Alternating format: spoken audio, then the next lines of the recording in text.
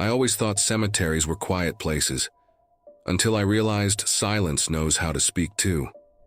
Sometimes it whispers names, scratches at coffin lids, or just watches whoever dares to walk by. Among these cemetery horror stories, there are people who heard that call and were never the same again.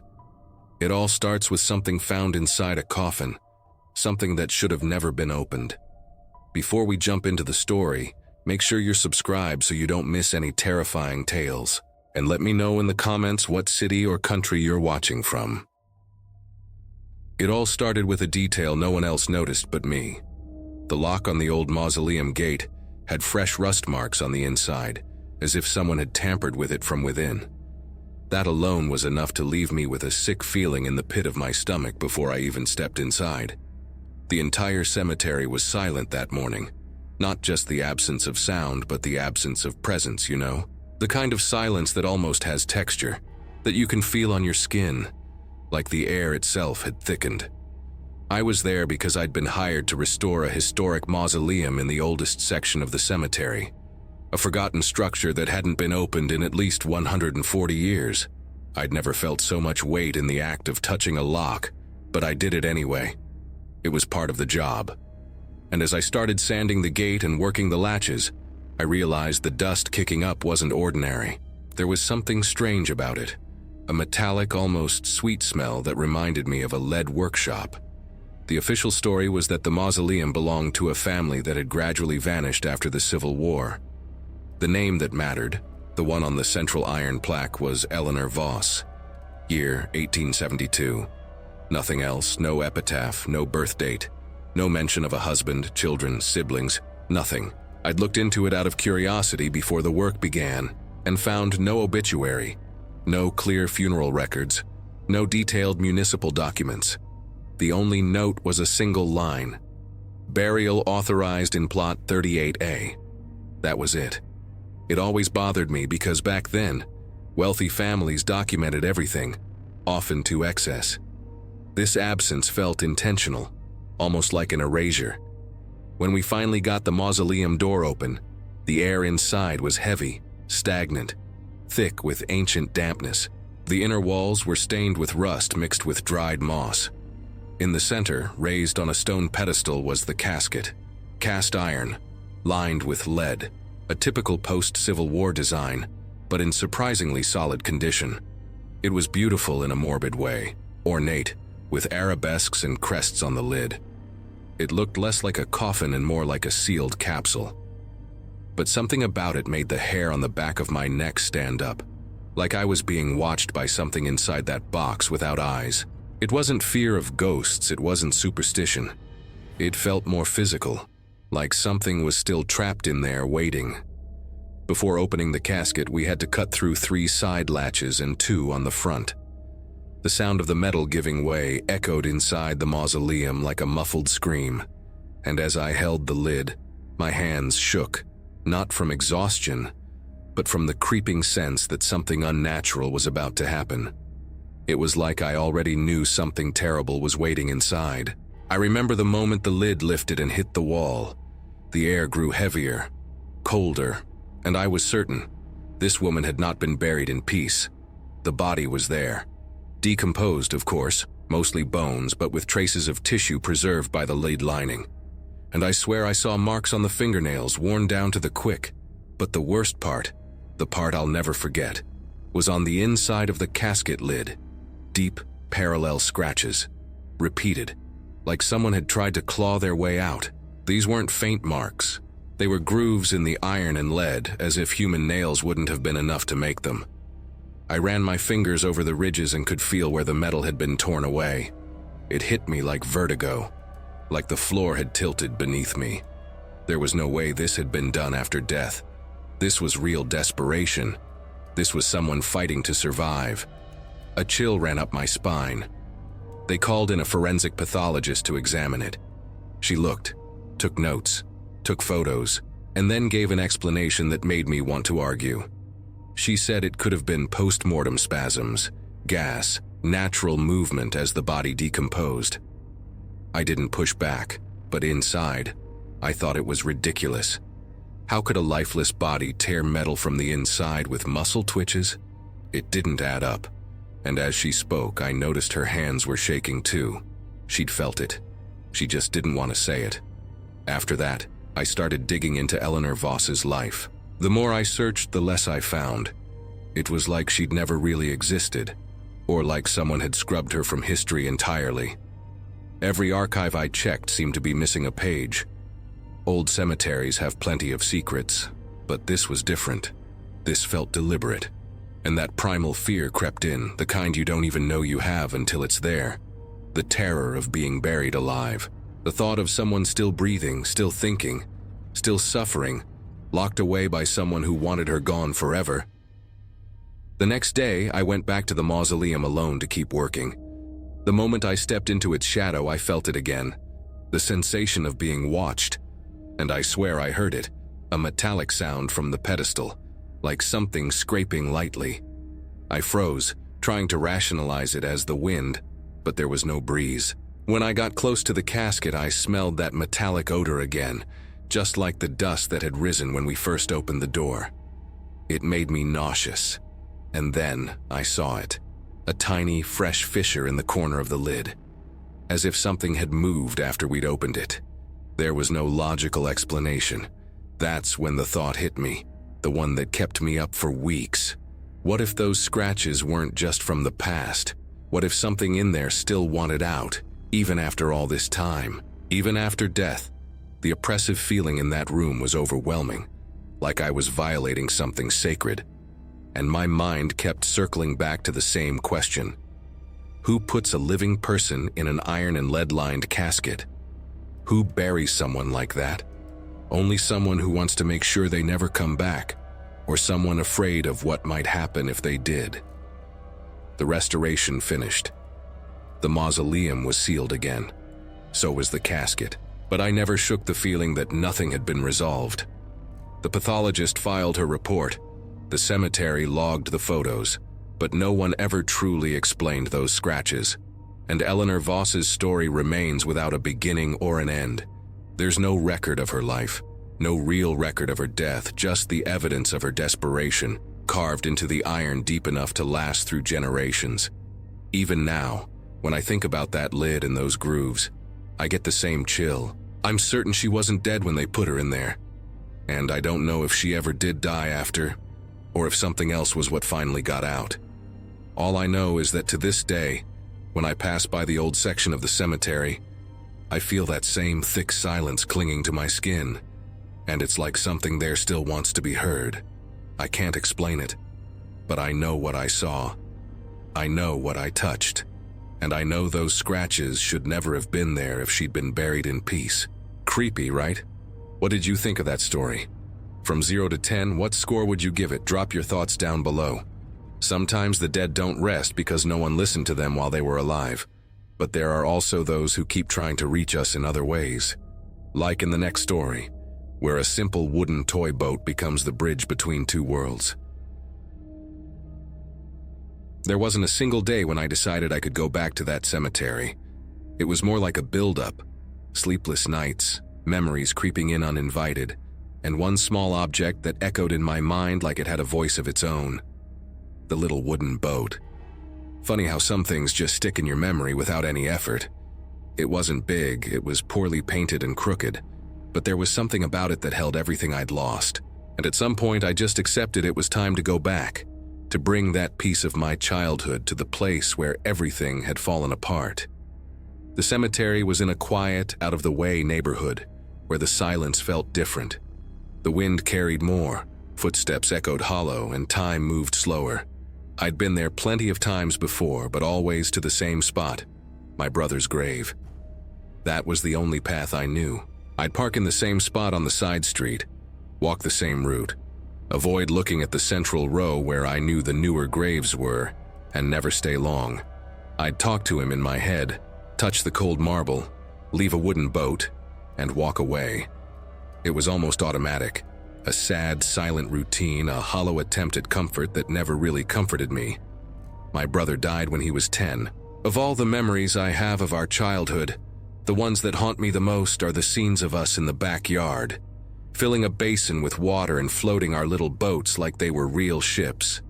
He'd make up stories, say he'd build a real boat one day, sail far away, become a captain, cross oceans.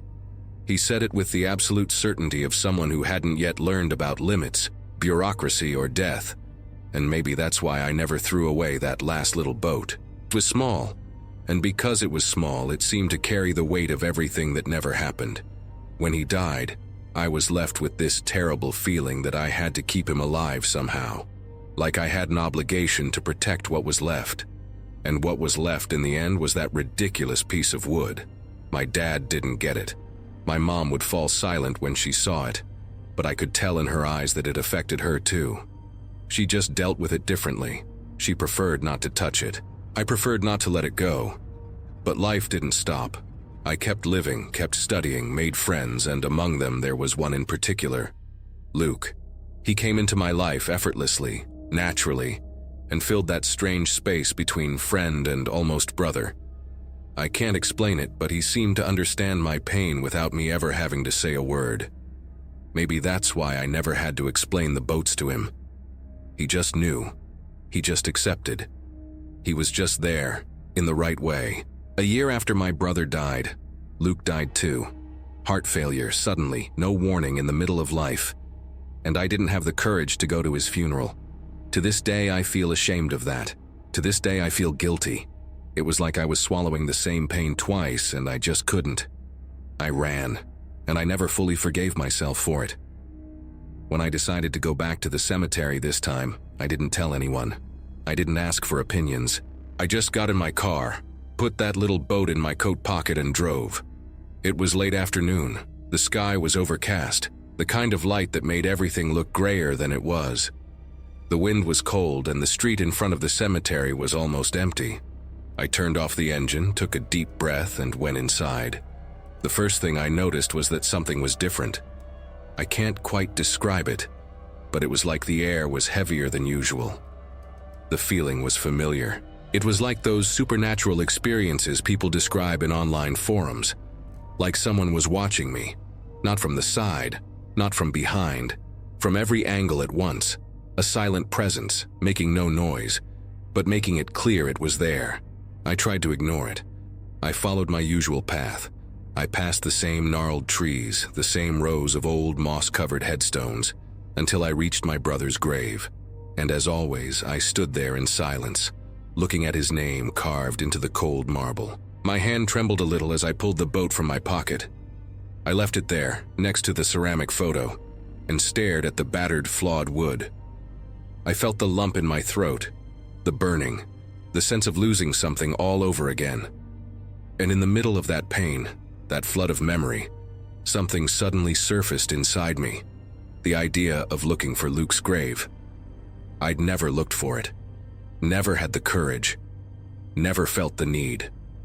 But in that moment, I felt like something was calling me. It wasn't logic, it was instinct, a pull I couldn't explain. I started walking with no idea where to go. No map, no direction, no clue where Luke was buried. But I moved between the headstones like my feet knew where to take me better than my mind did. With every step, the wind grew colder, sharper. The shadows cast by the trees seemed longer, stretching farther than they should. It was like the whole cemetery was alive. That's when I felt the first real shift in the air. It turned strangely icy, like someone had opened the door to a giant freezer. At the same time, I felt pressure in my chest, like I was being compelled to keep moving. It was the kind of thing you can't explain rationally, the kind of strange experience that makes you question what's real and what's just imagination. I turned left without knowing why, then right again. With every turn, the cemetery seemed to act like a maze, closing paths behind me and opening new ones ahead, until I tripped over something. I fell to my knees, and when I looked up, the first thing I saw was the headstone. Luke's name. My legs went weak. I put my hand on the stone and felt a chill run up my arm, but the marble felt warmer than everything else around me. I swear it was like it was heated. It made no sense. The wind was freezing, but his headstone, it felt warm. And the strangest part, the stone was worn, like it had been there for decades. But he'd only been gone a few years. I stared at that stone, too old to be recent, and felt a kind of emotional shock that stole my breath. It was like something was telling me this walk hadn't been random, that I hadn't found this grave by coincidence, that I'd been guided. I touched the stone again, more carefully this time. I felt the uneven surface, the grooves of his name, and without understanding why, I started to cry. Not loudly, but quietly, like this moment was a wordless apology. I wished I'd been at his funeral. I wished I'd said goodbye. I wished I'd thanked him for being the brother I needed during that time. But I didn't. I ran, and now I was here, too late. I took a deep breath and reached into my pocket. I still had another boat with me. I took it out and looked at the wood. It seemed even older just from being kept for so long, and what I did next was completely instinctive. I knelt in front of Luke's headstone and left the boat there, resting against the base of the stone. The wind stopped, the air warmed, and I felt it, impossible to ignore, a sense of being watched. But it wasn't oppressive, it wasn't scary, it was melancholic. Like someone was saying goodbye to me, like that simple gesture, that little piece of wood, meant something to him the way it meant something to me, like he'd been waiting for this moment. I stayed there a few more seconds, trying to absorb what was happening. I felt a slight weight in my chest, but it wasn't fear. It was connection, like this closed a cycle that had been open for too long. I took a deep breath, stood up slowly, and before I left, I touched the headstone one last time. The wooden boat stayed there, crooked, imperfect, but carrying a symbolic weight so heavy it seemed absurd to ever think of moving it. I walked back through the cemetery, this time without rushing. The wind picked up again, but softer. And when I reached the exit gate, I had this strange feeling that I wasn't leaving alone. Not literally, but like the pain that had been crushing me wasn't as heavy anymore. Like I'd finally done what I'd run from for so long. I can't explain it in words. But when I got to my car and sat down, I realized something inside me. The guilt had lessened. To this day, I don't know if everything that happened that day was coincidence, if I just stumbled on his headstone by luck, if I imagined the warmth in the stone, if that strange silence was just the natural quiet of the place. But the truth is, when I think about how I found his grave, how the path seemed to pull me forward, how the wind stopped when I left the boat there, I can't believe it was just chance. Some things don't have simple explanations. Some connections go beyond time. Some late goodbyes, even when they come too late, still make sense. I left a wooden boat at my brother's grave, and I left a wooden boat at Luke's grave, and maybe in some strange way, those two are there now, side by side, symbols of a friendship and a love that never really end. Maybe the dead do wait for us. Maybe they just need one small gesture to say it's okay to let go. I left that cemetery with a heavy heart, but for the first time in years I felt like something heavy inside me had shifted. And maybe that's what people call healing. Not a happy, light, easy healing, but a melancholic one that acknowledges the pain but doesn't let it take over everything. And now, when I think of Luke and my brother, I don't just remember what I lost. I remember what I lived with them. I remember the boats. I remember the laughter. And I remember the feeling that for a few minutes in that cemetery, I wasn't alone. I can't explain what happened there. I don't know if it was coincidence or something more, but I know that on that cold afternoon with that little wooden boat, I finally said goodbye. And somehow, that was enough. Terrifying, isn't it? Love and longing can cross time, and sometimes even death itself. And no one feels that stronger than children.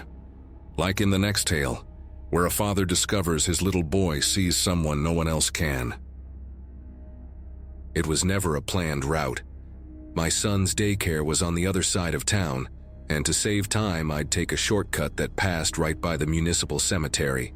It wasn't the fastest way, but it let me avoid the heavy traffic on the main avenue. And honestly, I always preferred those quieter streets. Even with the cemetery there, it never bothered me. It was just a rusty gate, some old headstones, trees swaying in the wind. Silence. Always the same silence. My son was 18 months old when we started this routine. He still wore those little backpacks with a handle, and I had to help him out of the car. I'd carry him, cross the sidewalk, and we'd pass the same spot every day, the cemetery's side entrance. The gates were always open, but we never went in. It was just part of the scenery. I never thought it would catch his attention. But on the second or third day, as we walked by, he turned his little head, pointed inside, and said, "Bye, mister." I laughed. I figured it was just his imagination. Little kids mix everything up. Sometimes they see a shadow and turn it into a character. I kept walking, didn't think much of it. The next day, same thing, same tone, same little wave. "Bye, mister." I looked inside. No one was there. Just the same row of headstones, the same grave closest to the sidewalk. It was one of those simple ones, rectangular, light concrete with a small vase of dried flowers on top. No photo, no standout details. Just a stone, like so many others. After that, he started doing it every day, without fail. We'd pass, he'd look straight at that same grave and say goodbye. And it wasn't just a mechanical gesture, he'd smile. A light, sincere smile, the kind kids give when they see someone they know. And he'd say, "Bye, mister." One time I teased him, "Who's this mister you're seeing in there?" And he answered in his little way, "The man in the ground." That gave me chills. But I tried to rationalize it. Maybe he was connecting the idea of a cemetery with someone in the ground, buried. Kids hear one thing, mix it with another. I tried not to make a big deal out of it, but deep down, something started to unsettle me. As the days went by, it became part of the routine. It was like a ritual. I'd even slow my pace as we approached the entrance because I knew he'd want to look, wave, and talk. Sometimes he'd babble other things I couldn't quite make out. Once he said something like, "He's still sleeping." Then he'd go back to smiling and waving. The daycare was just a couple of blocks away. When I'd drop him off and walk back the same way, that grave seemed to stare at me. I knew it was just a stone, that nothing was watching me, but it didn't feel that way. The silence wasn't just silence, it was thick, like it had weight, like something was there. One day it was pouring rain. I carried my son bundled in my jacket, trying to shield him from the wind, and even then, he turned in my arms and stretched his little arm toward the cemetery. "Bye, mister," he said, his voice muffled. I froze for a second. It was like he didn't want to skip saying goodbye, even with the rain hitting his face, like it was important. That night at home, I couldn't stop thinking about it. I decided to look it up. I typed into my phone, "toddlers seeing things in cemeteries." Dozens of stories popped up, parents sharing similar experiences. Little kids waving at nothing, talking to invisible people, pointing at empty corners and saying, "Someone's there." Some thought it was cute, like a connection to loved ones. Others were terrified, and some just chose to ignore it. But the pattern was there. Kids, especially little ones, seemed to perceive things differently, like they could see more than we could, like they were on a different frequency, not fully disconnected from what came before, not yet bound to the concrete world. I started watching my son more closely, and I noticed he only did it there, at that exact spot. He never talked about ghosts or mentioned the mister at home. It was only during our morning walk, like it was a scheduled meeting. I thought about looking at the headstone more closely, finding out the name, seeing if there was a story behind it. But I never had the courage. Every time I passed by, I felt a kind of respect, you know? Like that silent exchange between my son and whatever was there shouldn't be interrupted. Days turned into weeks, weeks into months, and his gestures started to fade. One day, he only glanced sideways. The next, he didn't say anything, until one day he walked right past it. No wave, no smile. At first, I thought he was just distracted, but he never waved again. I asked, "What about the mister?" He looked at me, confused. "What mister?" I tried to press, but he just didn't remember. It was like it had never happened. The routine continued. We kept passing by every day, but he never acknowledged it again. And what had once unsettled me now felt missing, like a bond had been broken, like the door that had for some reason opened between two worlds had been closed for good. One afternoon, coming home alone from work, I stopped in front of the cemetery. I stood there for a few minutes, looking at that same grave, the usual one. No name visible from where I stood. Just the stone, the little vase still on top, now with artificial flowers. Everything still. I got chills. Not fear, just a strange feeling. Hard to explain. A mix of longing and emptiness. Like I'd witnessed something rare but hadn't understood its importance at the time. I walked home in silence. Didn't mention it to anyone, kept it to myself. Now my son is almost 5. He goes to school, watches cartoons, talks about dinosaurs and astronauts, and he has no memory of any of it. None. I've asked gently, tried to bring it up. He just laughs and changes the subject. But I remember. I remember every gesture, every time that little hand waved in the air, every "bye, mister" said so naturally. And I remember my own silence, my hesitation, how I never got close to the headstone, how I never read that name. And maybe that was for the best. Maybe it was only meant for his eyes. Maybe it was just a kid thing, a coincidence, an innocent habit. Or maybe it was a real goodbye. A supernatural experience that only those who haven't yet learned to doubt can truly live. And the strangest thing of all is that even now, sometimes I pass by alone. And without thinking, I glance over quickly. I never see anything. But I always get the strange feeling that someone is watching. Weird, huh? Innocent gestures sometimes hide messages only the other side understands. But what about when a spirit returns? Not to scare, but to say, thank you. That's exactly what happens in the story you're about to hear. And before we go on, if you made it this far, I'm pretty sure you're enjoying these stories. So hit that like button to let YouTube know you want more horror content just like this. Whenever someone asks why I stopped working overtime at the cemetery, I make up some excuse. I say I've been tired, that my blood pressure's been acting up at night, that the daytime shifts are more productive. Nobody needs to know what really happened. And honestly, if I told them, they'd probably say I'm losing it. That night, the cold rolled in earlier than usual. Even though autumn had just begun, the wind cut through the air in a way that made the old windows of the administrative building groan. I was still in the office, organizing the burial paperwork from the week, and trying to get ahead on next Monday's files.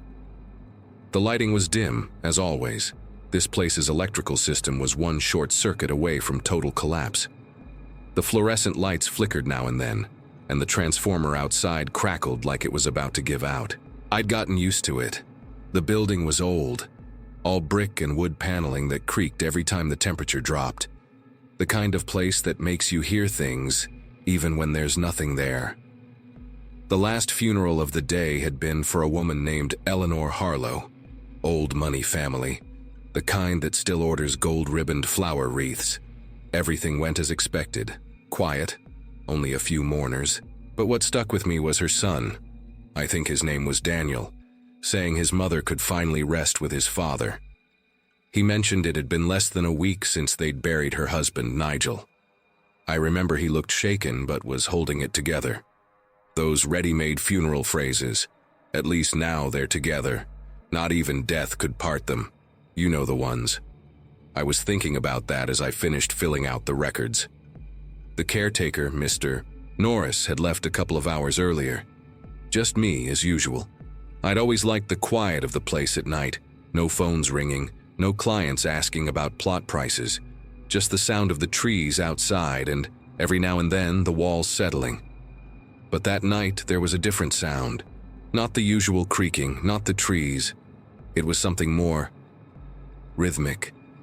Footsteps, light but deliberate. 3 or 4 at a time, like someone walking slowly down the hallway. I paused my typing and listened. It couldn't be Norris. He had a limp and wore an orthopedic shoe that dragged with every step. These footsteps were smooth, steady, almost elegant. I stood up and went to my office door. I opened it slowly, trying not to make a sound, and looked down the hallway. Empty. The motion sensor lights should have turned on automatically, but they didn't. I stood there for a few seconds, listening. Nothing. Just the ticking of the old clock in the lobby. I sighed, figuring my brain was playing tricks on me from exhaustion. I turned back toward my desk, but I didn't even make it that far. The sound that came next made my stomach drop. It was the scraping of a chair, a heavy wooden one, like the ones we keep in the lobby. Too distinct to be the building settling. Someone had dragged that chair on purpose, slowly, like they were sitting down to wait. I walked cautiously toward the lobby, my heart pounding harder than it should have. When I turned the corner, I stopped dead. There was a man sitting there. He was older, but carried himself well. Wearing a dark suit, a pocket square neatly folded. His hair was completely white, combed back, and he held a silver-tipped cane. He didn't look lost or confused. He sat with his legs crossed, looking straight at me with a faint smile. "Good evening," he said before I could open my mouth. "Didn't mean to startle you." The door was ajar. Must have left the front door cracked open out of habit, but no one gets in without the sensor beeping. The gate log didn't show anything. And the cameras, well, I wasn't putting the pieces together yet. All I could stammer was, "Can I help you, sir? The cemetery's closed." "I know, I just wanted to say thank you. You handled my wife's funeral today, didn't you?" I swallowed hard. His words were so direct, so calm, and I recognized the name before he even said it. "Eleanor Harlow, right?" I asked, trying to keep my composure. He nodded, glancing down for a second before meeting my eyes again. "It's been a hard few days, but today, seeing her laid to rest, I felt peace. I needed to come and tell you that. Thank you." His words hit me. Not the rehearsed kind, the kind people say because they think they're supposed to. He meant it. You could feel the gratitude in the air. What unsettled me was that this man didn't make sense, not just because of the hour, the silence, or the lack of records. His face was familiar. I'd seen this man before. I stared at him for a few seconds. Then it clicked. I'd seen his face the day of Eleanor's funeral, in a framed photo on top of the casket. It was her husband, Nigel Harlow, same expression, same suit. Even the pocket square looked identical. "I'm sorry, you said your name is Nigel Harlow." "Yes, why?" My mouth went dry. A strange chill ran through me, like a gust of icy air had passed right through my body. At that moment, I couldn't say another word. I just shook my head, unsure how to react. He stood up slowly, leaning on his cane. "I'll be going now. Just wanted to say thanks. My Eleanor was everything to me, nearly 60 years together. It's hard to accept it's over. But now, I know she's at peace." He extended his hand. Without thinking, I shook it. His skin was cold but firm, like someone who'd spent a lot of time outdoors. After that, he turned and walked down the hallway toward the front door. I stood there, stunned, watching him fade into the darkness. I didn't hear the door open. No alarm sounded. When I finally worked up the nerve to run over and check, the lobby was empty. The door was still cracked open just as I'd left it, and the sensor completely offline. I went back to the office with my hands shaking. I pulled up the security footage and scrubbed through the entire recording from 7 p.m. onward. Nothing, just me, walking in and out of the room, heading to the lobby. No sign of the man, no shadow, no figure. The next day I came in early and discreetly asked Daniel, Eleanor's son. He confirmed it. His father had passed away 3 days before his mother, back-to-back funerals. He said his mother hadn't lasted long after her husband died. They'd been together for decades, inseparable. According to him, it was only a matter of time before she followed. He went first to wait for her, he said.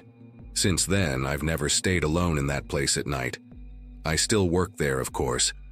But as soon as the sun starts to set, I pack up and leave. The caretaker even finds it odd. He used to say I was the last one out, the night watchman.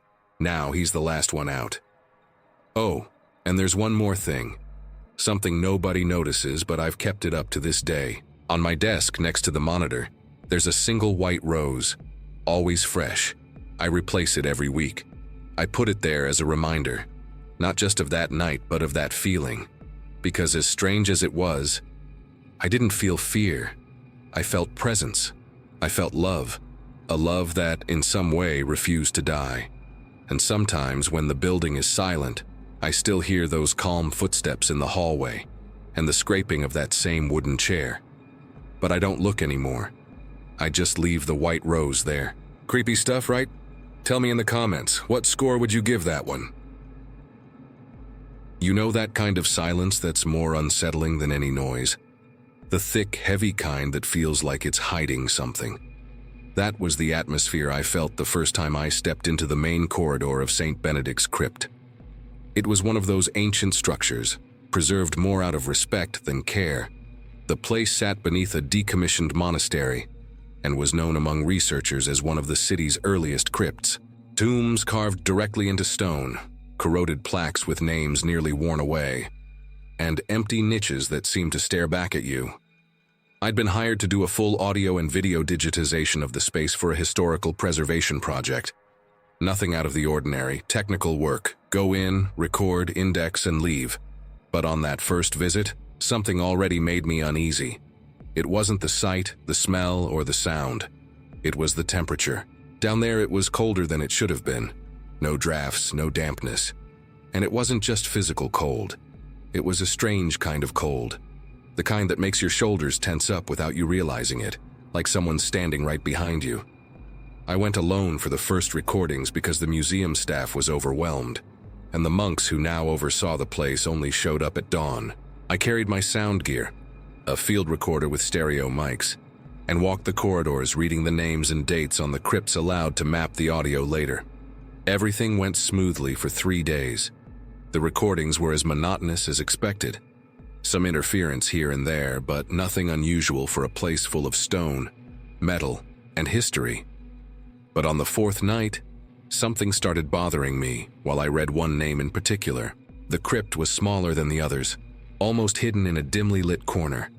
The bronze plaque was thick with rust, but with effort, I could make out the words, Helen Souza, 1897-1902. 5 years.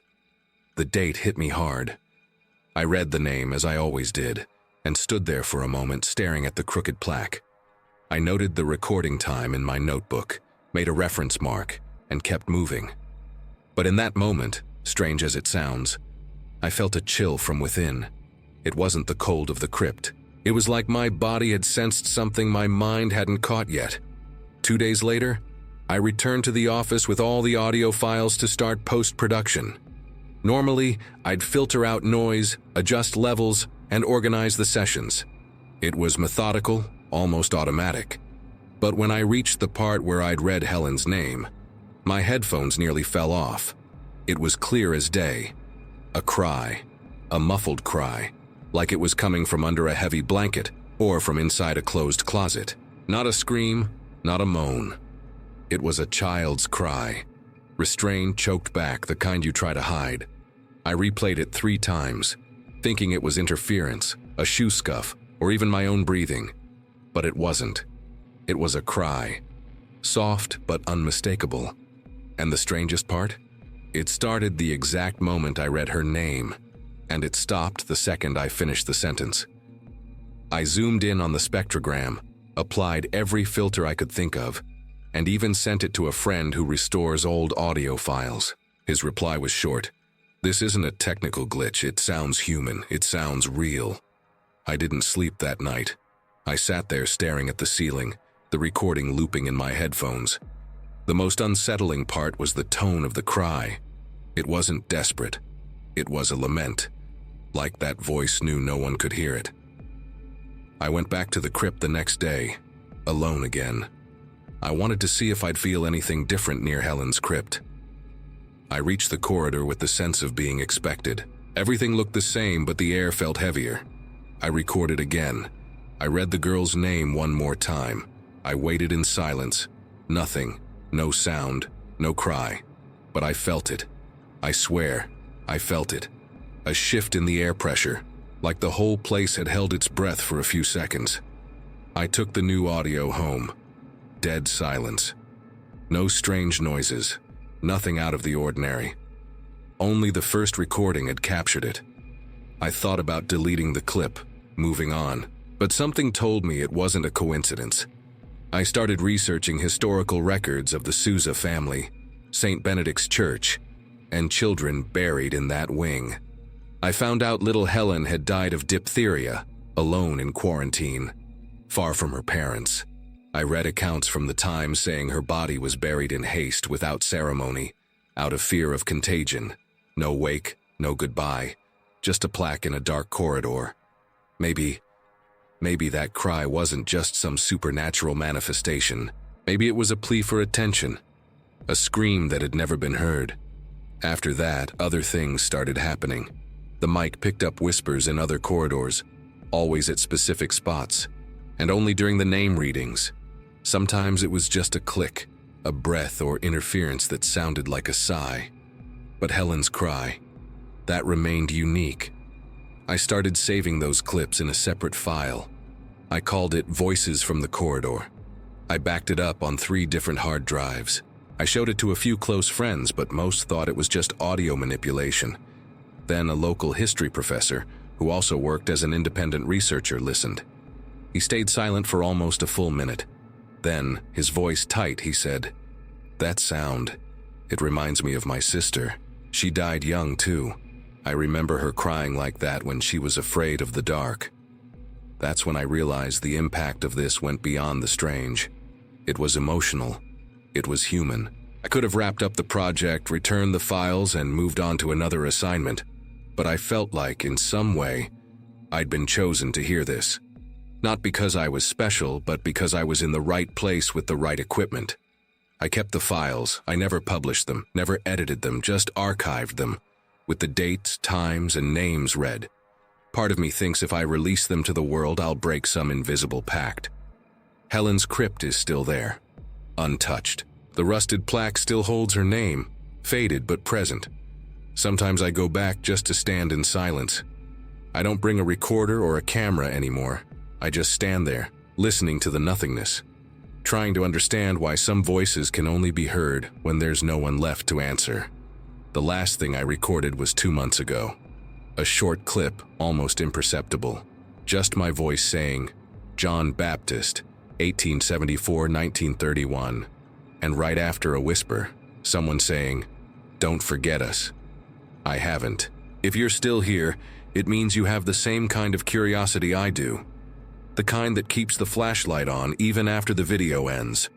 So go ahead and subscribe to keep listening to the voices most people choose to ignore, and comment "hallway tears" so I'll know you stayed with me till the end. Drop a like too, not just for the scares, but because that's how these stories keep finding others who love a good mystery. There's another video right here with more dark encounters. Click it and stay with me over there before the sound comes back.